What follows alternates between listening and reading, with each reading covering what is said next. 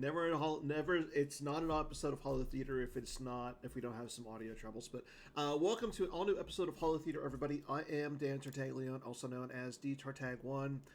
We got a nice little episode tonight.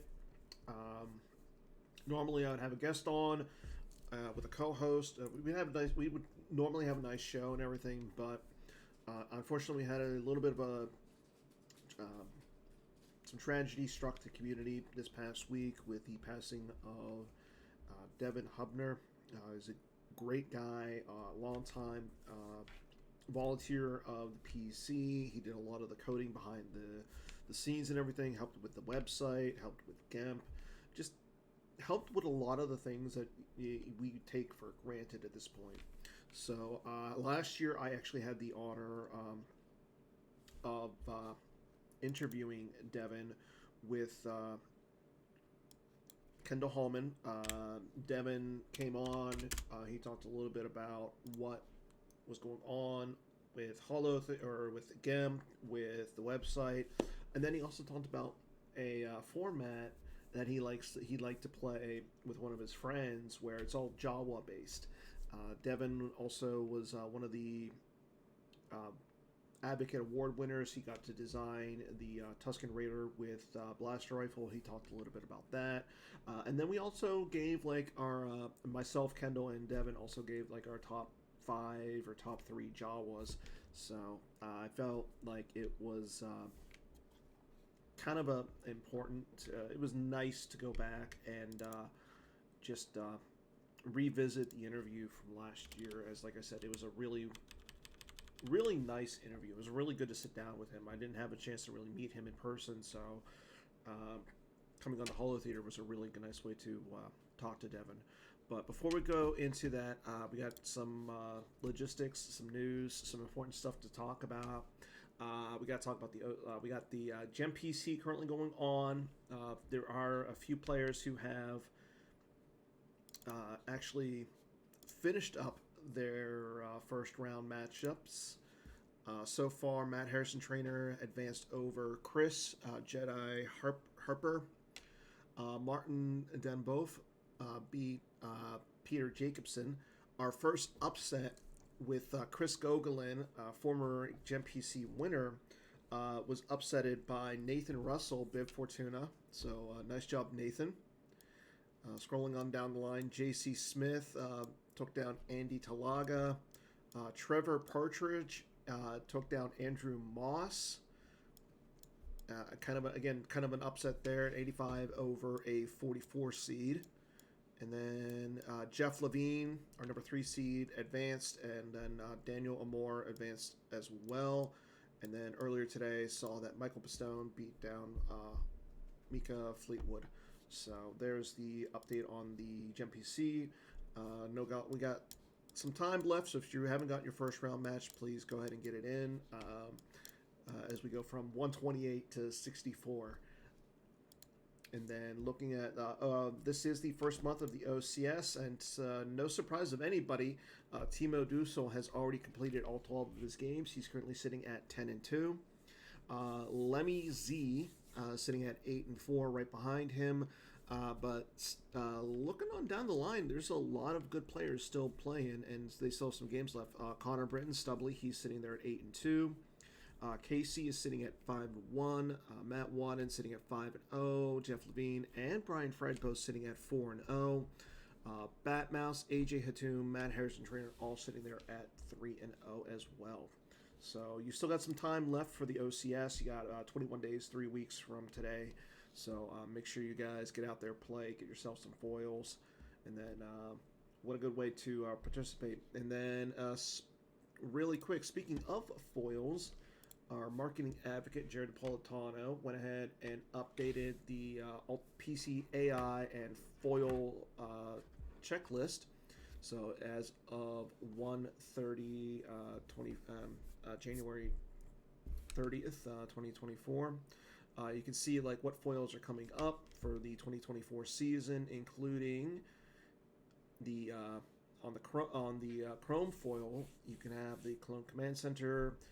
If you sign up for the Eclipse event, which again is going to be the early in April, you'll receive a Corellia V. We spoiled that a couple days, a little while ago. If you go to the U.S. Continentals, you get a Tatooine Cantina V. If you go to Worlds, you'll get Acto in German and the Fallian's Fist in German as well. And then you'll get, so that's what we got for 2024 in the tournament season. If you play in the OCS, well, so far for the Thin Foil, you can get Prestigious Bounty, R2, or Boba Fett with Blaster Rifle. And then if you go into the OCS, well, there's our list of the OCS foils. Vader V for February.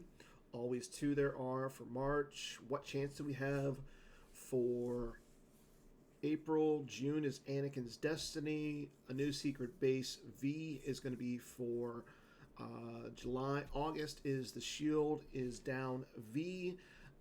If you make the top 16 or you have perfect attendance, make 10 men feel like 100 is that one. And then for online play week, you will get Admiral Killian or Allegiant General Pride. So that's definitely some interesting and exciting foils coming on down the line. And then speaking of, so I did mention one of these just a second ago. Jared gave me the honor of going to be spoiling 2 of the images right now. The first is if you're interested in getting the German Fallian's Fist, well, this is what it looks like, and it looks really nice. Again, it is an AI. It's all in German. I can't read it. Some of our fellow players over in Germany will definitely be able to tell me like what it exactly does. I know the first line is deploys less than 3 to Coruscant if there's a Black Sun agent present. But outside of that, I couldn't tell you what the rest of it does right now. And then on top of that, another up and coming AI, and this one, oof, yeah, I definitely got to get myself a copy. I know Brian Fred, he's gonna want a copy. And tonight's the only chance you're actually going to get to see this one first. So, Rebellions Are Built on Hope is getting a horizontal card. And I don't know about you, but that just looks... Oh, the graphics team has definitely outdone themselves with this one. I don't know where they found it, but I cannot wait to get myself a copy of that. So that one's going to be very exciting. Yeah, Garrett. I agree 100% with you. And then the last thing that we have to do before we go ahead and get back into our interview with Devon again is I'm actually going to announce the top 8 of the Jawa Cup. So, drum roll, everyone. And just for a little bit of suspense, I'm going to go ahead and just, instead of just showing the entire thing, let's go ahead and give some suspense to this. So give me 1 second. For some reason, Streamlabs did not put the image up. So, but I have to, I'm going to grab this really quick. So, and then that way we can actually show who your Jawa top 8 is. So, announcing the 2023-2024 Jawa Cup top 8 in are Connor Britton, Jeremy DePaulo, Jason Rendell, Jonathan Cho, Johnny Chu, AJ Hatum, Jared Konsker, David Woods, and last but certainly not least, the great Scott Lingrell. So congrats to all of our members, all the top 8 for making it in the Jawa Cup. So definitely looking forward to seeing everybody what they bring to the event. We are going to try and stream all 8 game or all the games, all of the match. So we're going to try, I believe, 7 games. So we're going to definitely get all 7 games on Twitch. So make sure you guys follow along with the Jawa Cup. So again, big congrats. So, but at this time, let's go ahead and let's get into our interview segment. Again, this is an interview that I did last year. Myself, Kendall, we did last year with Devon Hupner. So I hope you guys enjoy it.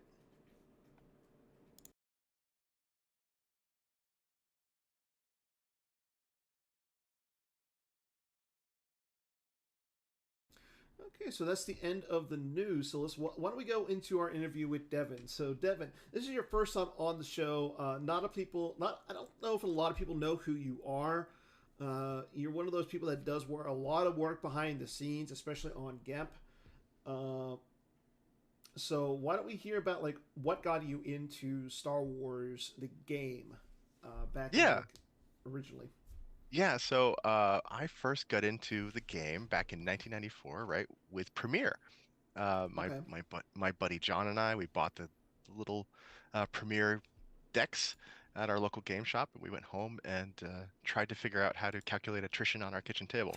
Um, I still don't think I know how to calculate it correctly. In fact, I know I don't know how to calculate it correctly. But that's, maybe Nobody what makes me does. excited. Yes, well, that's one of the things that got me really excited about GEMP is it takes that off the table for me. Mm-hmm. Um, but yeah, so I got involved playing that. I remember buying a Premier Darth Vader for $75 off of eBay way back in the 90s, and that was fantastic because I had to one up my buddy, Wow. and it served me well. And back then Decipher had this program mm-hmm. called Squadrons, Yeah. and it was a program to promote the game really.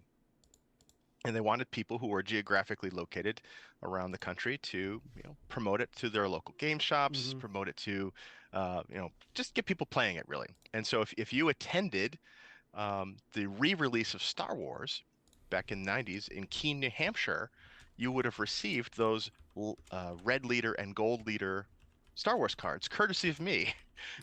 So I was red 14, if Oh, you can see Oh nice. if wow. you if you can see that. Nice. There you go. Nice. I'm glad to see that you still have that. I do. I do. Yeah, they give us a stack of cards, to Mm-hmm. I don't know, prove that we were real and authentic.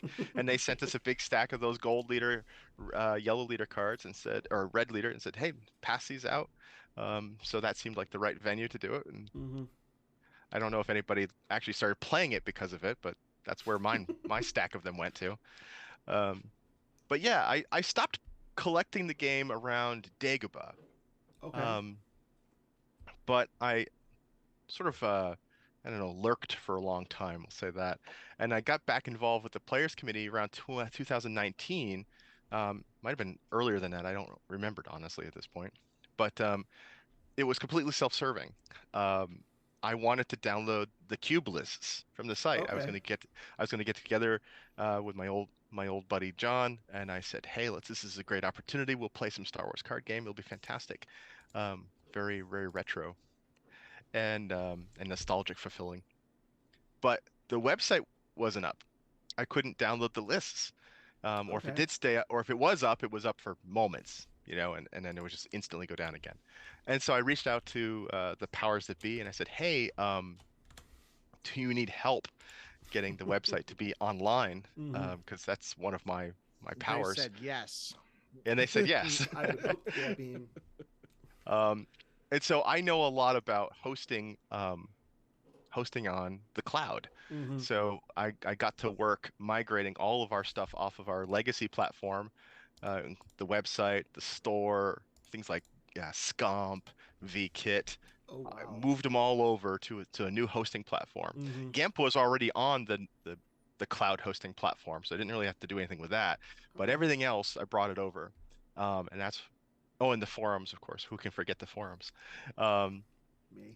so we got all that stuff and we put it up in GitHub so anybody can contribute to it. Um, Okay.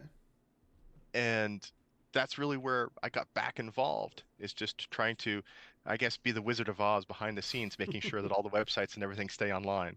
And you said that not a lot of people know who I am. That's a good thing, right? That means that Yeah. I've done my job well, that you don't know who I am. Yeah.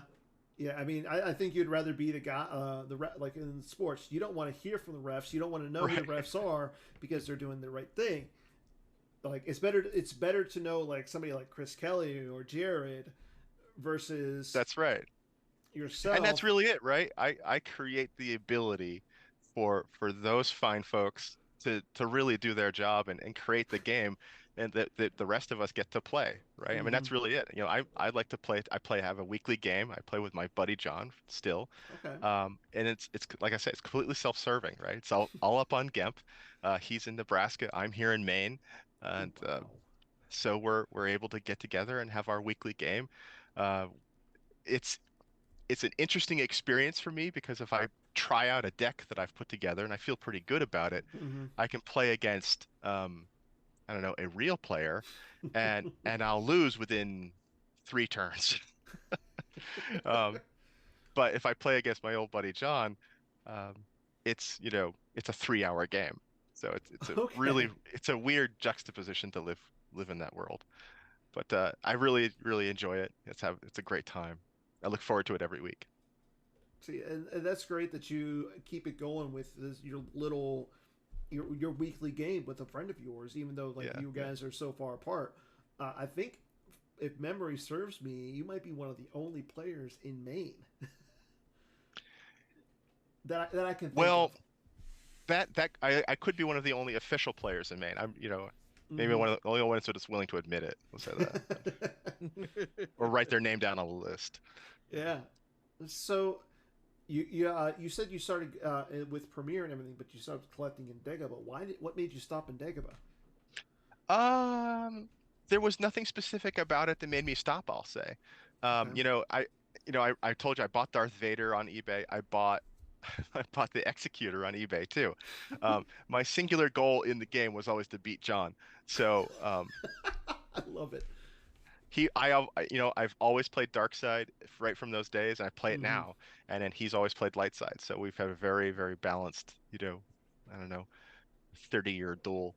But you know, I don't want to say there's anything specific about Dagobah that made us stop. Hmm. Just maybe the lack of Star Destroyers, or lack of, maybe not enough walkers or something. I don't know. Hmm. Um, and I would suppose that at that point in history, probably more money than anything else. I was just about going to Hmm. college at that point, and that's I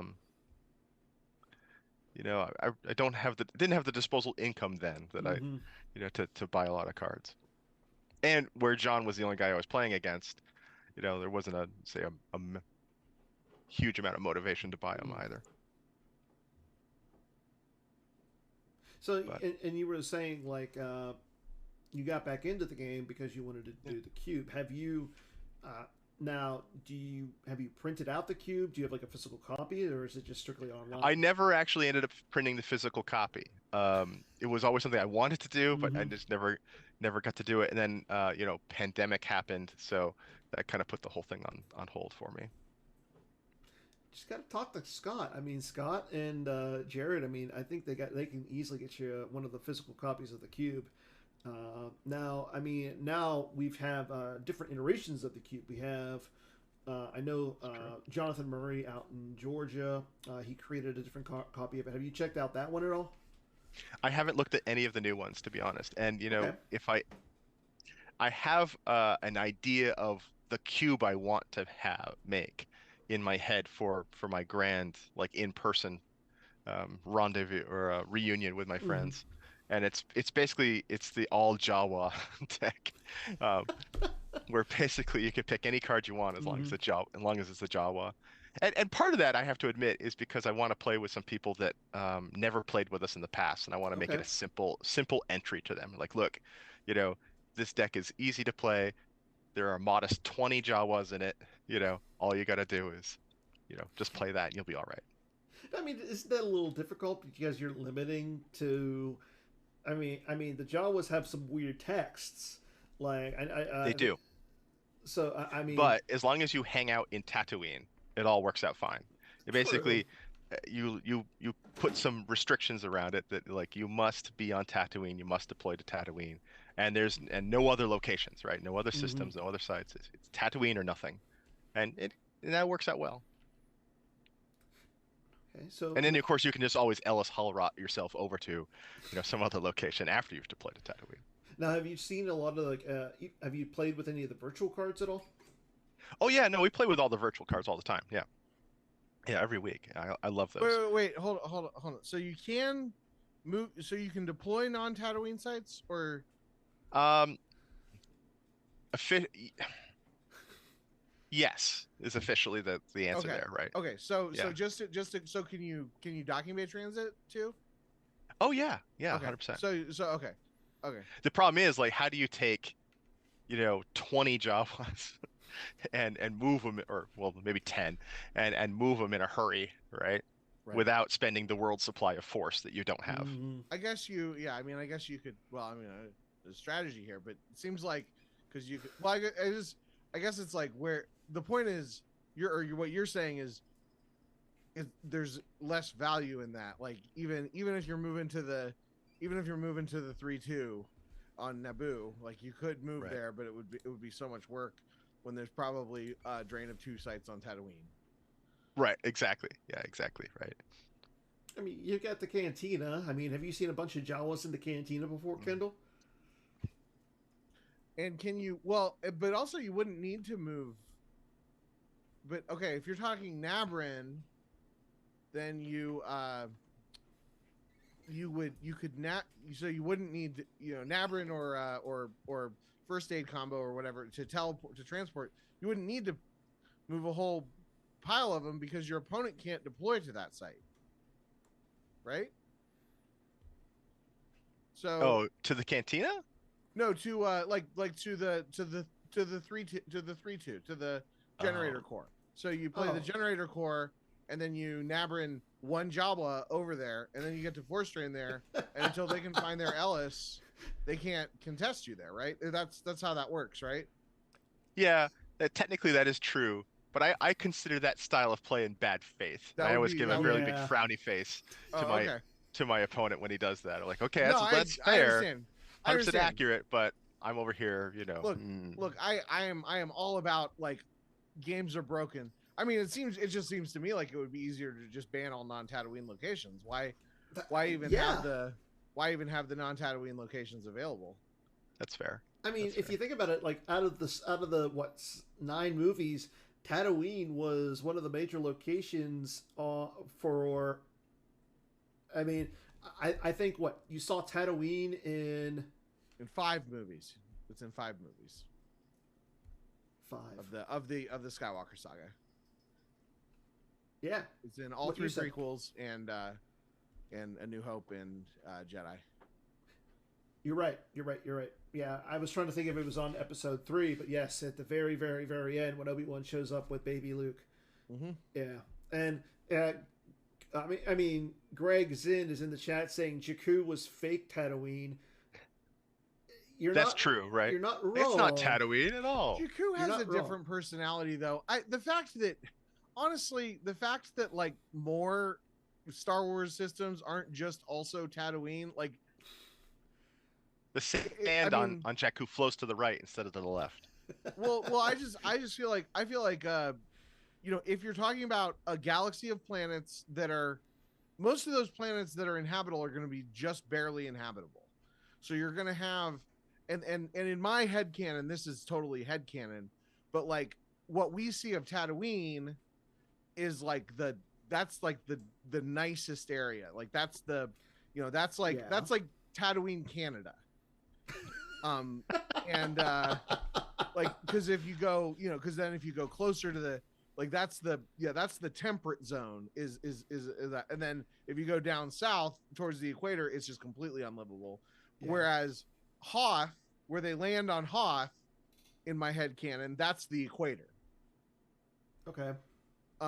So like these, that's why we have That's why you have planets that are defined by one topographical feature, because the rest of the planet, and also that's why they can be like, I tracked him to Tatooine. Now I'm gonna park my ship and get out and look on foot, like because these planets don't have Because there are only 3 cities on the entire planet. Right, exactly. Because it's mostly not inhabitable. I mean, you have planets like Naboo and Alderaan and Coruscant that are probably closer to Earth in their climates, but like Camino, like that's all, it's all ocean and all rainy and stuff. Like the storms in certain areas, like you just couldn't even build structures there. That's all. It's all headcanon. But what were we talking about? Jawas on Star Wars cards. We were talking about Star Wars cards. You know that Tatooine was a glassed planet. Like aliens came down and glassed it at one point. That's why it's a desert planet, right, Kendall? Is that It's canon. It's in the comics. Yeah. It's in the comics. Okay. Yeah. Yeah. The Rakata, right? Yeah. Okay. Yeah. Good comic, actually. I'm not familiar with that. It's probably Legends though now. Yeah. Nope. No, it's still canon? It's still canon. Oh, really? From where? Where has it appeared in canon then? I thought that all of that old Dark Horse stuff was Legends. Anything that's Dark Horse is Legends. So if it's canon, it has to appear somewhere in the canon. So where? I'll find it out after the show. I'll check my sources. We do have a question. It lives on in canon that's in my heart. That's That too. We do have a question from Greg Zinn, the rules advocate. He wants to know what are some of the best V cards that have shown up, and are there any abusive strategies that you've had to either ban or make an agreement not to do? I don't know if I would define it as a V card, but it is a sort of a V card. And the best one, Jawa related, is Off-World Jawas. I hate that card so much. You know who to blame. Like I say, I always play dark side, right? So my buddy, he plays light side, and Off-World Jawas is his strong ally on the light side of the Force. It's an amazing card. It really is. I mean, you get to hold 3 weapons. It's not super powerful. It's only a power of 3, but I mean, when your Jawas are power of 1, hey, that adds up fast. Mm-hmm. And it draws if unable to otherwise, right? Right, and and that's the kicker with that one, right? You draw a battle destiny if you're not able to otherwise. Well, so not only that, but here's the real power of this one, right? So Jawas on the light side don't have great weapons. This is the truth of it, right? They have the ion cannon, whatever. But the off-world Jawas have the ability to search your opponent's reserve deck and make them lose 1 device or 1 weapon. And this is a win-win, because if you can't find a device or weapon, they have to lose 1 force. So there you go. Now you play that with Utkik, and Utkik has the ability to steal a vehicle, a character weapon, or a device from a lost pile. So off-world Jawas are sitting there getting rid of my weapons into the lost pile. Utkik pulls them out, and then suddenly I find that those off-world Jawas have been deployed with my weapons. So what I'm hearing is the Jawa Council made a card specifically to hurt you. Yes, it's such. I believe that card was designed before the Utini format was made. Well, what I'm thinking is we need to get a dark side off-world Jawas or something equivalent, so that way our good friend Devon here can play with something that good. Yeah. Now, what kind of dark side Jawas would you want to see?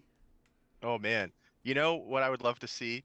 I know exactly the answer to that. See, there are pilots today. There are pilot Jawas, and there are cards that will turn Jawas into pilots, right? Yep. And I would love to see one that turns somebody into a bounty hunter, right? Because if you could do that, then there are certain objectives that you can take advantage to, right? Like I could take Han Solo, or I could take my enemy's Jawas, and I could capture them, and I could take them to the Sarlacc pit, and I could drop them in there. right? But because I don't have a bounty hunter Jawa, I can't do anything with that. You would like to hear about a friend of mine in a D&D type Star Wars campaign created a Jawa bounty hunter that uses a flak cannon, Oh wow, that's and awesome. the character's name was Nartini. Nartini. So if I ever get a card that's allowing me to use that, and if I could find Nartini somewhere in the Star Wars lore, I would love to make Nartini into an EPP Jawa with flak cannon. That'd be so great. That's just one of my life. That's just a dream of mine. And he gets to fire during your control phase, right? Obviously. So for the record, the glass stuff is all legends. It mentions it in the Legends Wikipedia article. It does not mention it in the canon Wikipedia article. Killing me here, Kendall. Look, I'm just right. Give Dave Filoni a little bit of time. He'll bring it back. Yeah. It'll be fine. Yeah, Maybe. It's all coming back. eventually. We will be made whole. It'll be fine. So let's get into some nuts and some bolts about GIMP. So you said that you Yeah. got into just helping with the websites and everything. So how did you get into helping out with GIMP? So,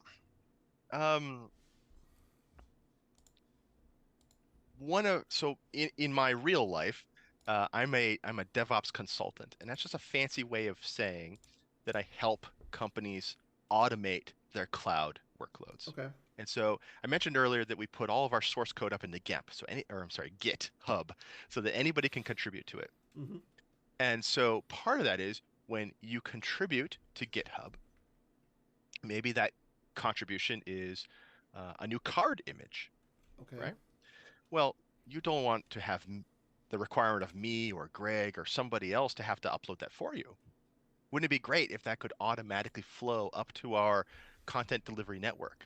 And so that's the kind of automation I built out, is those automated image resizing Okay. and automated delivery up to the content delivery network. And so I built some of that kind of stuff for GIMP itself Okay. in that Git repository that we store all the source code for GIMP in.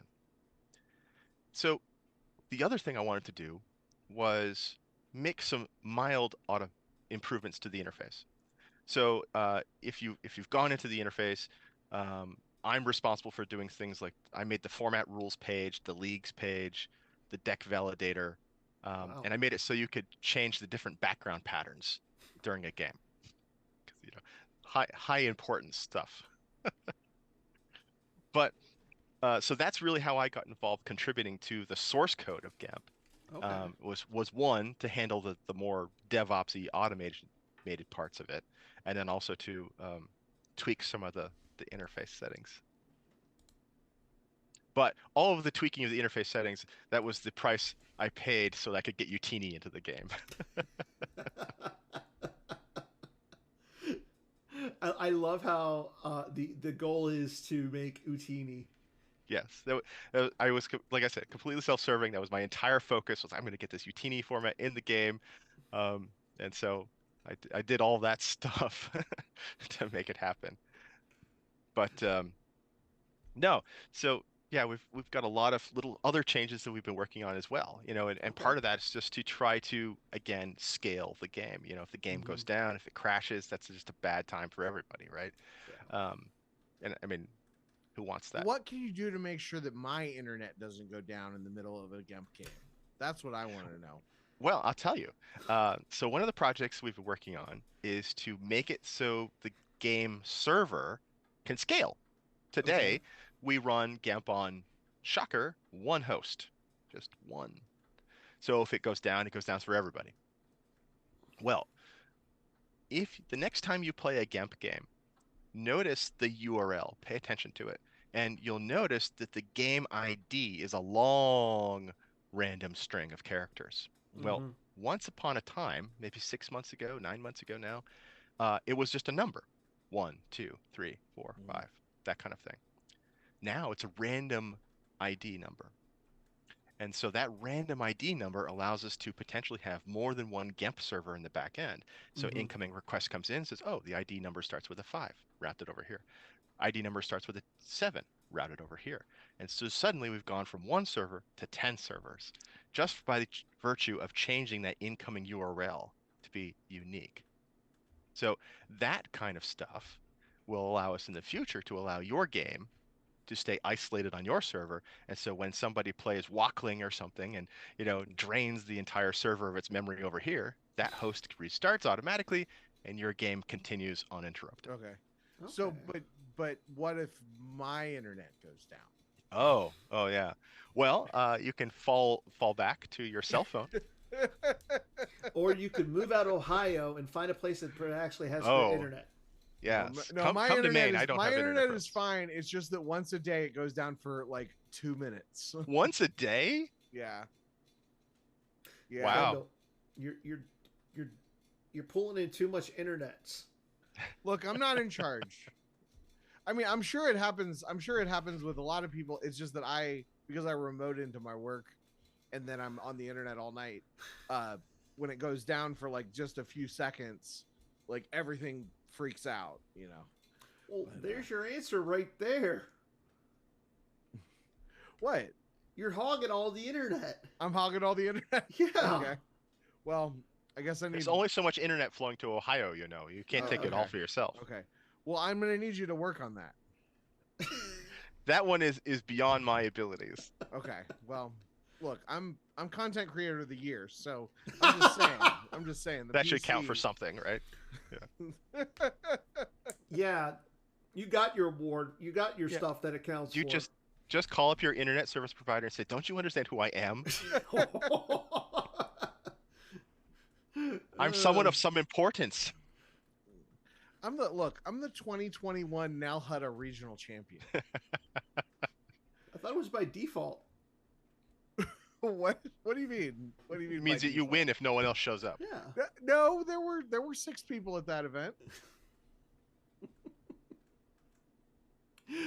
So Devon, what made you decide to go with this Utini Jawa format? And so, yeah, go ahead. I was Finish your question. Sorry. So can anybody play? Oh, I'm glad you asked. Yes, they can. There's a format on GEMP. There is a format on GEMP. So basically, what it comes down to is, my buddy John and I like to say we have a weekly game, and we like to play very focused decks. So, Trench Run, Battle of Hoth, Trade Federation versus Republic. Usually, it's space themed Empire versus space themed Rebellion. And the whole point of it is just that we find it, at least I personally find it more enjoyable to play a deck that is designed to play against another deck. And now the great thing about Jawas, so we went through all the tropes like during the pandemic, right? So we played the Senate, and dived deep on the Senate and learned all about the ways to abuse that system and actually play next door to the Senate and try to fire into it, and all that kind of fun stuff. But we finally arrived at Jawas. And because we realized there are actually a lot of Jawas in the game. And if you put some rules in place that you can only deploy on Tatooine, because you have to. The fun fact about Jawas is that yes, for the most part they can only deploy on Tatooine, but the generic Jawas, they require a force from your side and your opponent's side, and that is a killer if you are not deploying at places like Tatooine. So we put rules in place that said basically there must be force on both sides of the card. Has to be light and dark. None of this, 2-0 kind of stuff. And Tatooine makes a lot of sense because there are locations like Jawa Camp that allow you to just deploy with a force from only your side of the table. So there are little benefits there. And like I say, most of the Jawa cards are really specific to Tatooine. You can move other places in the galaxy and have some fun with that, but really you want to be on Tatooine to have a good time. And so we found that the Jawa decks, more so than almost any other, maybe clones versus droids, but really the Jawa decks are very well balanced. There is almost the exact same equivalent Jawa on both sides of the Force. with some small variations, right? Like Mm-hmm. like the weapons are better on the dark side, I have to admit, than they are on the light side when it comes to Jawas. But otherwise, it's almost exactly the same. So you are playing the same chess game, you know, very evenly stacked up. Unless you have off-world Jawas on the table, then it all gets screwed up. Ban it. Does anybody ever play inserts? Oh, I don't know. Because you got a lot of Destiny 3 Jawas, and there's a few that are not Destiny 3. Seems like you could build your deck with all Destiny 3 Jawas and then run inserts, and then You know what my Oh buddy gosh. John does? You know what my buddy John does is he uses the hand grenade, the thermal detonator, oh, okay. Oh and gosh. he throws it. He'll just basically YOLO it, be like Utini, and throws it. And then, because the way the thermal detonator works, right, is if you Mm-hmm. pull the same destiny number as the people deployed at the same site, the people with that destiny number are all dead. But the no destiny number on a Jawa tends to be the same number as the number on a Jawa. So you pull a Jawa, boom, you've wiped out everyone at that site. Jawa side. It's Jawa side, yeah. It's an amazing chaos factor, and it's a fantastic modifier. But But there are no dark side thermal detonators like that. So that's a light side yeah. power move, so to speak. Wait, there's a dark side thermal detonator. Is there? Yeah, because there's the light side concussion grenade. Yeah, I mean, there's only thermal detonator is a dark side card. Yeah. Maybe I'm remembering it incorrectly. Well, I know there's that the- I can't play the equivalent card that he can. Yeah, that's right. Concussion grenade. You're right. It's concussion grenade, not thermal detonator. I look at the picture and that says grenade in my head every time. Okay, well, you should be playing thermal detonator if you want to do Definitely. that, because that's what thermal detonator does. Yep. Except for thermal detonator is better, I think. More Jawa side. Thermal detonator use 3/4 to deploy. Oh, you have to deploy it on a bounty hunter. That's why. That's That's it. why There you it is. wanted That's to- why I that's want why the you bounty hunters. want I the want to bounty be able to. hunter. Yep. Well, And in the legacy cards, there is a card that will turn any character into a bounty hunter. Yep, Gurgle mentioned that in the Yes, he did. chat. Yeah. So I've put in a feature request for that card to make a comeback. 'Cause I think it could be amazing. or we But, just make a bounty hunting Jawa. Or you Well, make a bounty somebody hunting just Jawa. needs That to- works for me well. You're the tech guy. Just program it into GEMP and make it legal in Utini. Well, there are a there's few. legacy cards in GEMP. Well, there's a few stages to get through before you get a card up into GEMP, right? You can't just slip your own in. I mean, Why I don't not? look. I don't know. Look, I don't know how any of this stuff works, but my understanding is that anybody can program a card into GEMP. That's overselling it. 'Cause- I've sat down one day. So there is a Jawa, that is not on the dark side. Okay. Or I'm sorry, he is on the dark side, but he's not in GEMP. He's not available. And Okay. I thought I need more Jawas. It's the So Trader of I'm- Jawa Canyon, right? That's him, yes, trader of Jawa Canyon. And so I sat down and I said, how hard can it be? It's super hard. Why is this Jawa hard? Oh, Well, it also might be that he's not programmed into GEMP because he's not easy to program. that's really it. Yeah, Yeah. yeah. Now, I mean, I don't know there how are there are I don't know easy how things to hard it do would in be GEMP, to- like check to see if he has a weapon. Yeah. Check to see that if he adds a battle destiny. This guy, he's got some fun features that I'm just are saying, at you least could- today beyond my capability. Look, you could probably take a couple weeks off work and do your and read a textbook.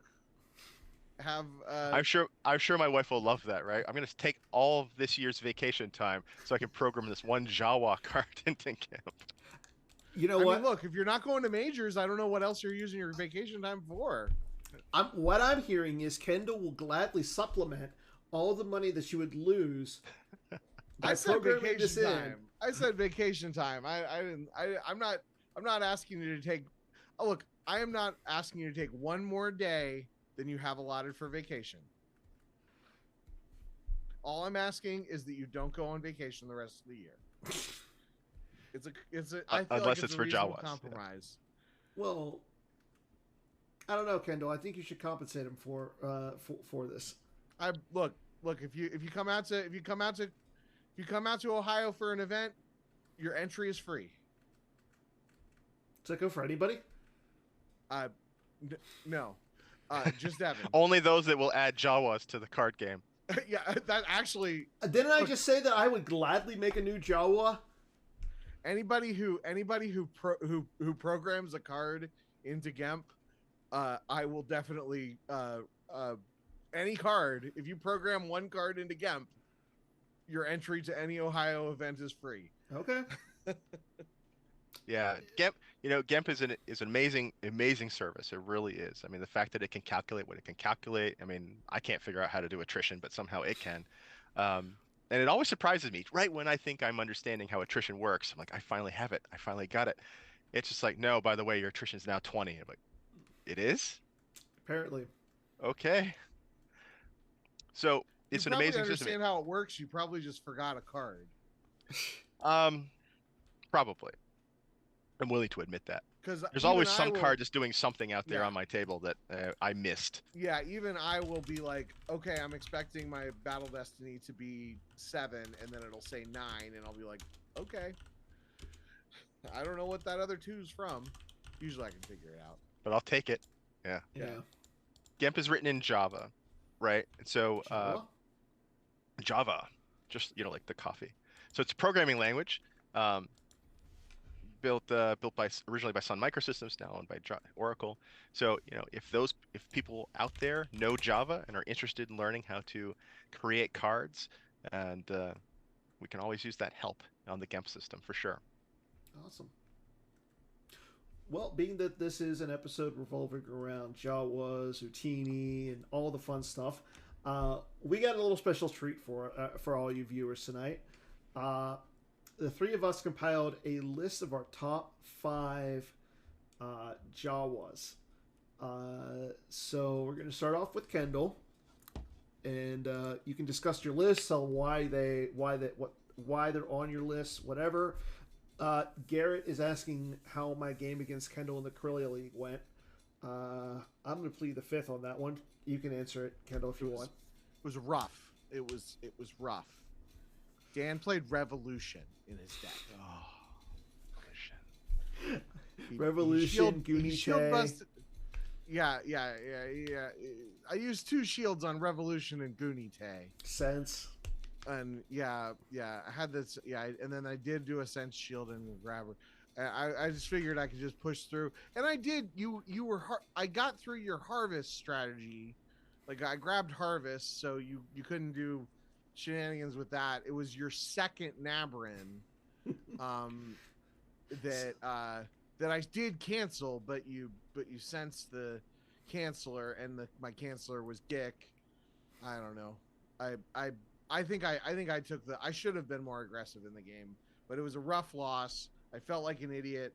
I got drunk. I bought magic cards, and yeah. Resigned yourself to never play Star Wars again.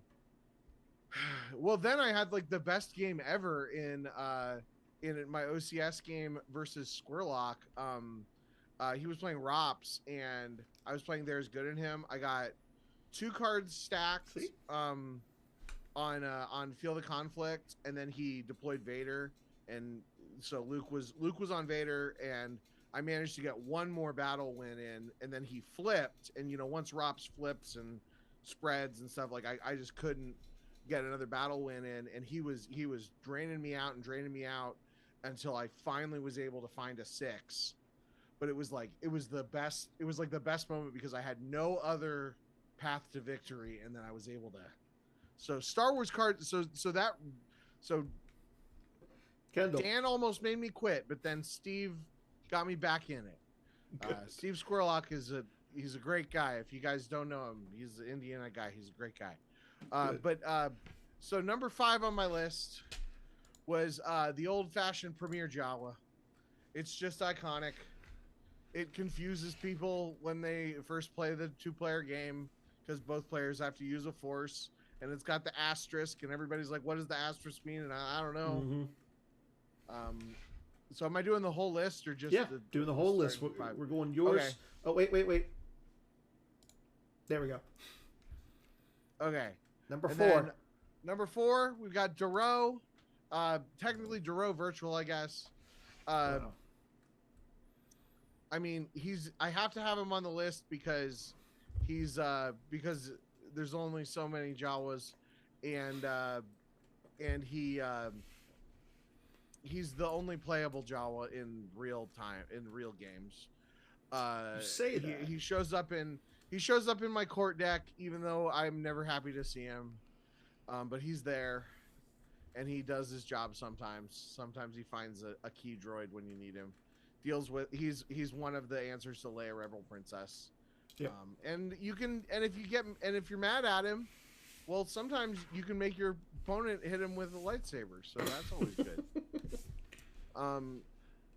Then we've got what's his name, Hero of the Dune Sea,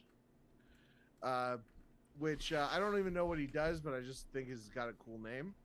Deploys only to Tatooine. Jawa weapons deploy free on him. When firing, one may add 3 to the total weapon destiny just drawn. When he is playing Dune Sea Sabak and wins, he wins double. Yeah, whatever that means. Something about clone cards. Utinis. Yeah, but yeah, he's cool. Kellett, for a gajillion years, I wanted to make a good competitive Jawa deck, and I love all the lords from Jabba's palace. He's your Jawa lord. Makes I love that he makes Jawa Siesta non-unique and doubled, so you can play like 3 of them, and then your Jawas forfeit are all like forfeit 8. That's a lot of fun. And of course, number 1, the Jawas based on the best episode of The Mandalorian. The season 1, episode 2, the Off-World Jawas. Boo. It's one of 2 cards that I helped design, and it's the one that doesn't have my name on it.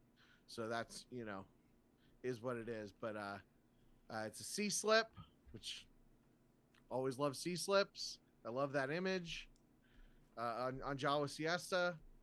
And they are like, I feel like there's a deck out there where they're playable, whether they're, like they're good enough that if there was a good light side aliens deck, you could make the argument to put them in there, and I'm pretty happy about that. Plus they're non-unique, so like that makes it so that they could, if we had a time where there was a good Jawa deck, they definitely would show up in there. Mm-hmm. I'm really happy with the way they turned out.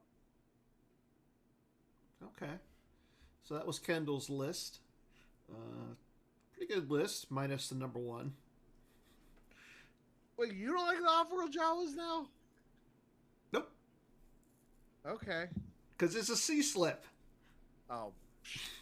If it was a full image, I would love it. I think there's an AI of it, isn't there? I don't think so. I don't think so, Really? Kendall. Okay, so Okay. my top 5. Number 5, Alvred Lund. The only reason I like him and the only reason he's number 5 is because of during your control phase, you may search your reserve deck and take 1 Utini or a Jawa from it. I think if you're going to play a Jawa deck, he is the one to build around because you can get a Jawa during your control phase and you can get Utini to play Utini to cancel a force drain at a Tatooine site or to cancel control. That's amazing. Plus, I mean, just saying Utini is just fun. Okay, number 4 is Ritik Hawi. Playing him with Broken Concentration, I liked it back in the day. Plus, a Jawa that is in memory of Eric White. Nothing against, like, you can't beat that. Like, having a Jawa represent like a player who is no longer with us is just really, I like that. Number 3 is Herat. If you know, you know. Yeah. What more can we say about Herat at this point? And then number 2 is Duro. I'm a big fan of CCT. It's one of my favorite decks. So having that to and play it, it just makes me happy. Being able to fish out IG88, hopefully on turn 2, and then sending up the deck and everything, just means a lot to me. But my number one Jawa, it has to be the premier Jawa. Like, these little guys started it all. They're powerful too. Like stack really, really well. You know, Yeah. you get enough of those guys together, you'll find yourself with 3 Jawas and a power of 11. You know, like just from 3 wee little Jawas, Yeah. they pack a punch. Okay, Devin. Now it is your turn for your top 5 Jawas. My top 5 Jawas. Uh, yeah, I really love Arctic Wii. Like you say, you know, when you play a Jawa-based deck, you don't always pull a lot of force. Plus, you have to use force from your opponent's pile. So they're going to leave force out on the table that they intend to use, and you're going to leave force out. Well, Arctic Wii can use force from your opponent's pile, so you can effectively shut them down. You might be able to deploy that Sandcrawler you didn't think you'd have enough force for. He's a great character, very powerful. You know, Herat, I love this guy. You could take a Jawa into hand from your reserve deck, you know, and when you're playing a Jawa-based game, and you know, the faster you can get Jawas out, the better, right? Mm-hmm. Duro, again, you're right, he's a fantastic character, but the power for me of Duro, he's a pilot. So I can Yeah. throw Duro on Slave 1, I can throw him on, you know, any of the other ships that are out there, and suddenly I've got opportunities opening up where I can actually control Tatooine airspace, and I can combine that with something like Suns Down, and then I can maybe take those security droids that are almost useless otherwise, and suddenly I've got extra power at every site, and I have a really great character I can forfeit who's not a Jawa. So Mm-hmm. interesting combo. Yeah, anybody who's got an ability other than, you know, their stock abilities is valuable to me. And Zero definitely fits that bill. Witten's great. You know, if you plant him over at the audience chamber, plant him at Jawa camp, and he gives all your Jawas +2 power, super valuable, right? And then number 1 for me is Nebbit. You know, adds 1 battle destiny if he's with 2 other Jawas and reduces your attrition by 3. You know, so he's gonna be great in a battle. Okay, so there we have it. Our top 5 Jawas for all 3 of us. I would love to see some more top 5 lists on Jawas, like figure out like who's top 5 of each person has their list. Uh, yeah, I definitely is definitely interesting. Like, I think there's not enough Jawas in Star Wars. I mean, we see them. They're the first real alien that we see in Star Wars. They're like iconic, just like the look on them and everything. And the other thing that we have to talk about is you created a card, Devin. I did. How did you get the idea for this card? Um, you know, I have to admit, the Book of Boba Fett made me care about Tusken Raiders. Tusk. Thank you. Made me care about Tusken Raiders way more than I ever thought I could. I loved them so much because of that show. They're amazing. And I said, you know what? There is this Tusken Raider that is just kind of hanging out. He Mm-hmm. doesn't. He's only allowed to shoot at pod racers. You know, at the pod race arena. He's almost a useless card, yeah, unless you have this a very exacting deck archetype to play. Mm-hmm. So I said, wow, what if we took that guy and gave him something else to shoot at? And and honestly, the thing that came to mind immediately for me was the Senate, because I was constantly looking for cards that could shoot adjacently, you know, with the idea of like, if I Mm-hmm. initiate a battle here, maybe I can shoot into the Senate and kill off the senators from next door. And obviously you can't really deploy this guy to the Senate, but that was my original inspiration for him. It's like, hey, Awesome. let's give him something to shoot at. And I'm very, very proud of that card. It came out brilliantly. I had some fantastic people um, behind the scenes who helped me develop it. And yeah, brilliant, brilliant. It's a great card. It's a great card. I've had multiple conversations arguing with people about Roar being the best thing ever. Um, it's amazing. It doesn't add anything, but it's Yeah. thematically correct, right? Yeah, and like, I feel like that's a thing that because we can't have lore, so Right. having these little bits of mechanical things that it's like technically a mechanic, even if it doesn't add it, but then it gives that card flavor. That's what separates us from the dinosaurs. Like, it's an amazing card. It's like, If only they had Roar on their card games, they would have survived. it's what I mean. It's oh man, it's easily my favorite card of the last year to be designed. Well, that's it's high up there. praise. I appreciate there. that. Thank you. It's by a country mile.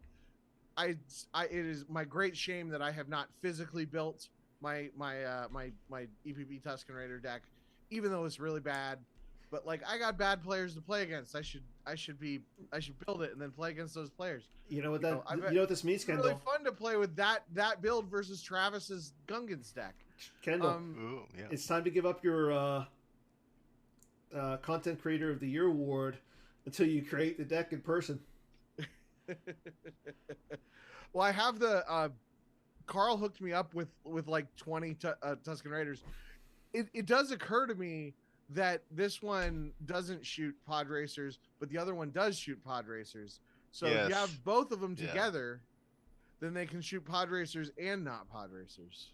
It's the There you one go. gotcha when you're designing cards, virtual cards. If you get the opportunity, the restriction they put on you is it must fit inside this box. Yeah. It can't be longer. You can't change the font size. You know, You gotta break the you- box once in a while. You only have so much you can shove in there. But And with so that was one of the sacrifices I had to Yeah. make was the ability to shoot at vehicles. with So with this- player cards, they're more reluctant to break those guidelines because, you know, all us players, we all want our cards to be crazy. right. So we did talk. I just want to throw in the plug and throw it in the chat. We did talk a lot about the EPP Tusken Raider on Bad Deck Breakdowns. We had Devon on. So if you want to hear us spend an hour talking about that amazing card, I did post the link in the chat, or those listening on YouTube, just go to kendallcast.ninja, or the Bad Deck Breakdowns feed on the podcatcher of your choice. And the deck you gave us to play with in that episode actually was a lot of fun. I remember that deck. Yeah, I think a little bit more development. You know, not unlike the Jawas. You get a couple more really good Tuskens on the table. You could have some amazing decks and have a lot of fun with those. Yeah, it's one of those things where it's like, if there were just a few more good cards, then it would be a good deck. But it's definitely not there now. Okay, so before we go, I think it's time we got to do a trivia challenge with Devon. And I think this one's going to be kind of fun. I mean, I always say that. So, but that's besides the point. So, Devon, you're going to have 45 seconds Oh boy. to name me all of the Jawas, the virtual Jawas. The virtual ones? The virtual ones. Okay. How many do we get to know how many there are? Nope. Okay. So that's going to be part of the fun for me. So I'm going to put 45 seconds All right. on the So clock. I'm not going to look at. I won't cheat. I'm not going to look at scum. Kendall, you are his lifeline. Okay. So you can support him. So your time starts now. All right. So there's off-world Jawas, Arctic Hui, Dero has a virtual. I feel like there's another one out there, but I don't remember it. What do you think, Kendall? Is there a I fourth? think it's just those three. I think it's just that. Yeah, you might be right. You're short. A short of one? Oh no. No, you're short more than one. More than one. Does Matter Abed of Lin fact- have one? So you have said Oh, is there a virtual version of the base Jawa? no. No. No, right. There's just the two releases. Is Khaled virtual? Khalid? Nope. I'll give you a hint. Okay? Because the timer is up. I'll give you guys one hint. Okay. One of them we already talked about. It was on one of your lists. Matter of fact, going back, it was on, I believe, Kendall's list. Thank God it wasn't mine. Well, we said Duro and Off-World Jawa already. Duro Off-War Jawa is, and you said Ritik Hui. Okay? Yeah. So one of them is from Kendall's list, and the other is from Premiere.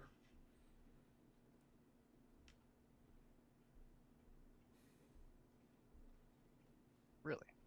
And funny enough, two Jawas have been designed by the same person. What? Yeah. I'm. You said it's from Premiere? Yeah. Kendall, I mean, there's a virtual. What side of the Force is it from? the Devon side. Kendall, Nice. think about your list, what you sent me over. So it's one of the cards that I was. So it's the Hero of the Dune Sea or Khaled. But is the Hero of the Dune Sea, was he virtualized? Yes, I'll give you that one. Okay. Need one more. There's one more? There's 5 of them total. Really? Mm-hmm. And You said it's from Premiere, Devon side of the Force.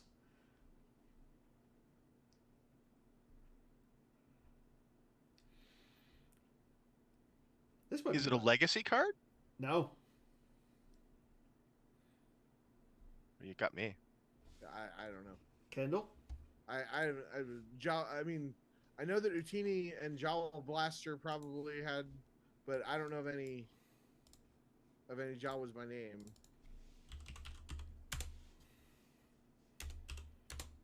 Sorry, I want to actually see which set he's from.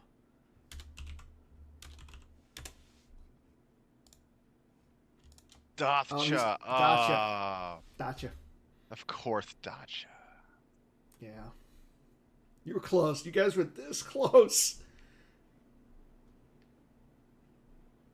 Set 5, Dacha. Funny enough, Tom Marlin created him. He also helped create Duro. So Tom Marlin is a huge fan of Jawas. So, and then the Hero of the Dune Sea was created by Sean Kerr. Duro was also created by Ryan Jelson, and that's pretty much it. Amazing. So Yeah, I forget about Dothchaz. I don't usually play him.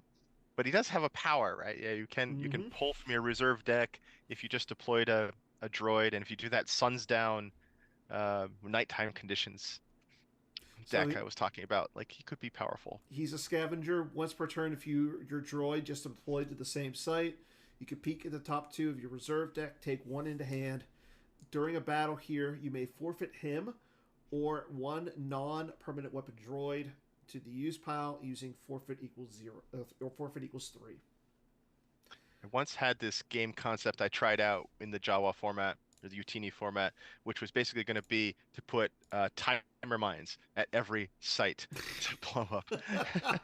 So I had to do it. You have to basically have a droid at every site, right? Because if your opponent can move, it defeats the whole thing. So you have to basically be very prepared and deploy those timer mines everywhere. And that could be a potent combination with Dathcha. Definitely. Okay, so that's all we have for tonight. Again, I want to thank Kendall and Devon for coming on as our guests. Next week, we're going to be highlighting some of the retro leagues, so make sure you guys tune into those.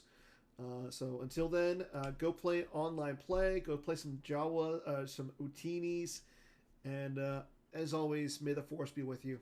Good night, everybody.